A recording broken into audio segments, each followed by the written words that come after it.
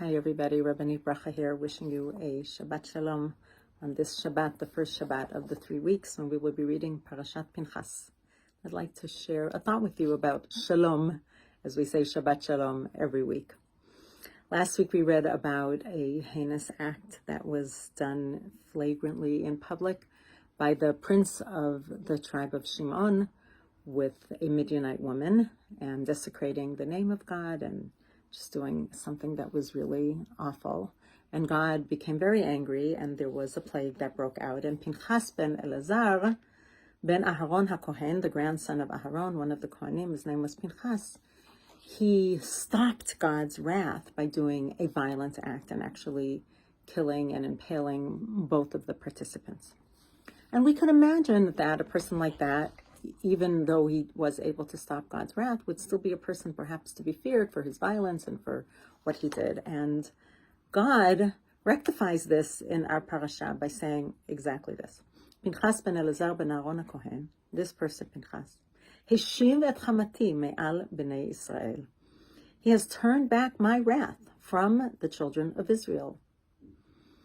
Bekana'o et kinati betocham, by displaying among them his zealousness, but nicer to say his passion for me, for God. V'lo chiliti b'nei Israel, so I didn't wipe out the Israelites, bekinati, in my own passion, meaning God's passion and wrath. L'chein amor, therefore I'm saying, hineni noten lo et briti shalom. I'm giving him a gift, and the gift is my covenant of peace. Now, one way of understanding this is that there should be peace between him and Bnei Israel, that they shouldn't think of him as a person of violence, but rather as a person of peace, perhaps not be scared of him, that it shouldn't be continued with his descendants. But there's actually a beautiful act of peace that happens further on if you look in the book of Joshua. You may remember that Reuven and Gad, 2 tribes, and half of the Shevet, the tribe of Menashe, were allowed to settle on the closer side of the Jordan River before crossing over into Israel. They made a pact with Moshe that they would, of course, help their brethren to settle, to conquer the land of Israel. But because they had so much cattle, so many herds, they asked to settle on the other side. But then something happens in the book of Joshua when they made a mizbeach al hayarden, mizbeach gadol lemareh. They made an altar by the Jordan River, a great conspicuous altar, which the other tribes saw as, wait a minute, are they trying to move the center of Judaism, the altar? Are they trying to move it from, let's say, Shiloh, or maybe Jerusalem at some point in the land of Canaan, to the other side of the Jordan River? So what happened? By Shmu b'nei Israel, the Israelites heard, v'ikalu kol adat b'nei Israel Shiloh la'alot alehem latzavah. When they heard this, the whole community, meaning all the other tribes, assembled at Shiloh, that's where the altar was, that's where the center was, to make war on these 2.5 tribes. But somehow Pinchas knew that that wasn't the reason that they did it. And it actually was not the reason that they did it. They did it because they needed a way to connect with God, and they weren't going to cross the Jordan River every time to Shiloh. So what did he do?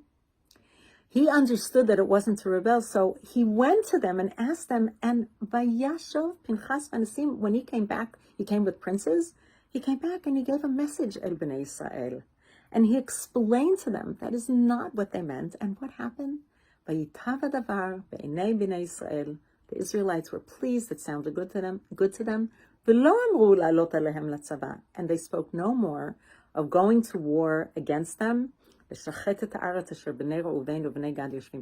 they were going to destroy the land, and they said, no, we're not going to talk about that anymore. So actually, Pinchas was blessed with this Brit of Shalom. So we could look at it in 2 ways. I mean, in 2 aspects of bringing Shalom. On one hand, he did this violent, necessary act in his passion for God and killed these people, which did bring Shalom, but maybe God is saying, I don't want that to be the way. I wish that weren't the way. I wish we didn't have to do it with acts of violence. And I'm giving you that gift. And Pinchas showed it by actually going to speak with them, finding out what the real reason was behind it, and making that effort to come back to Bnei Israel, to cool and calm the passions and to find a way forward. Wishing so many of us in this world and in Israel a Shabbat Shalom. It's already 294 days that the rest of the hostages are still being held in Gaza, and so much wish that we could bring them back without violence, find some way to bring them back and to bring some semblance, some order, some shalom here in America and in Israel. Shabbat shalom to everybody.